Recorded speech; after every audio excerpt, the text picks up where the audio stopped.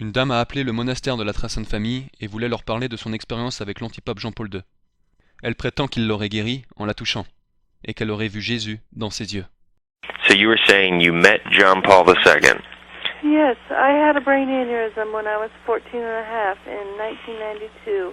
And in 1993, the doctors told me there were still weak blood vessels in my head, and it could happen again at any time. Mom and Dad and I got to go to Rome to visit my brother Tony, who was a Marine embassy guard at the Vatican. And his best friend, the Swiss guard, was able to get us tickets to a papal audience. We sat in the third row of over tens of thousands of people. And at the end of his audience, he came down and blessed the first two rows real quickly. And you said you claimed to see the Lord in him? Yes, he came back to my row and stopped in front of me and said to my mother, "This is your daughter you've been praying for." And Mom said yes, and he said, "Tell me." So she quickly summed up that I had been... Yeah, just tell me what you saw. When I looked up, I seen the presence of the Lord in his eyes. And it was so beautiful. And you're in John Paul II's eyes? Yes. And you're claiming that you've been healed by his touch? Yes. Okay, well, that's very interesting because it fits exactly with what is prophesied in the Bible and in Catholic prophecy about the false signs and wonders that will accompany the final spiritual deception.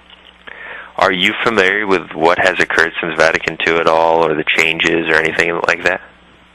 No. Well, see, this is the problem. And you were saying that you don't believe in the dogma outside the church there is no salvation. Correct? Correct. Well, doesn't it bother you that you're denying something the church has infallibly taught? No. So you don't care about believing in Catholic teaching even though you claim to be Catholic? I don't understand what you're saying. In order to be a Catholic, you have to accept the official teachings of the church. If you don't, you're automatically excommunicated. Like if someone were to deny that Jesus is God, that person would incur an automatic excommunication. I'm not denying Jesus. No, I'm illustrating a point here, okay?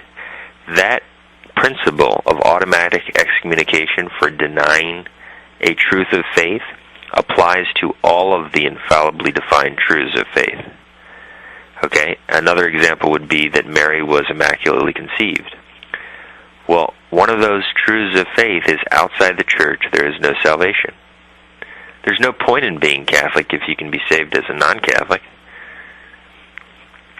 And the church has taught that there's one true church, there's one true religion, and it's necessary to belong to it. And so the problem is that you don't accept that, at least at this time, and therefore you're demonstrating that you don't really care about Catholic teaching. And by not caring about Catholic teaching, you're saying that you don't care about what Christ really taught. Because what the Catholic Church teaches is what Christ taught. You see what I'm saying? Yeah, I think so. And this is the deception that's occurred with this Vatican II Church, that they've fallen away from the traditional faith, and they've been convinced that they're still somehow on the path to God by either false signs or wonders, or the church's externals, or buildings, and so forth. And that's what this information that we have. I have to let you go. I need to go to sleep. All right, well, were you interested in this material? No. They don't care at all about the Catholic faith. A classic example of the false signs and wonders deceiving these people. She receives not the love of the truth, therefore she falls hook, line, and sinker for the demonic deception of anti-Pope John Paul II. The evidence is overwhelming that he's the Antichrist. She sees the Lord in his eyes. But this lady is so of bad will. I was talking to her earlier. She didn't care at all about Catholic dogma. totally deceived. Souvenez-vous que lors de cette rencontre soi-disant miraculeuse avec Jean-Paul II, cette femme fut fascinée et captivée. Pourtant, l'enseignement de Jésus-Christ et de son Église ne compte pas du tout pour elle. Au fil des années, le monastère de la Très Sainte Famille a reçu de nombreux appels de personnes qui ont rencontré Jean-Paul II, qui ont été soi-disant touchés par lui, ou dont un membre de la famille a été touché par Jean-Paul II. Un pourcentage extrêmement important de ces gens leur ont dit avoir ressenti un phénomène spirituel inexplicable, puis avoir vécu ensuite des problèmes de drogue ou de dépression. Pour les preuves accablantes et irréfutables que Jean-Paul II était un hérétique manifeste et un antipape, consultez notre site internet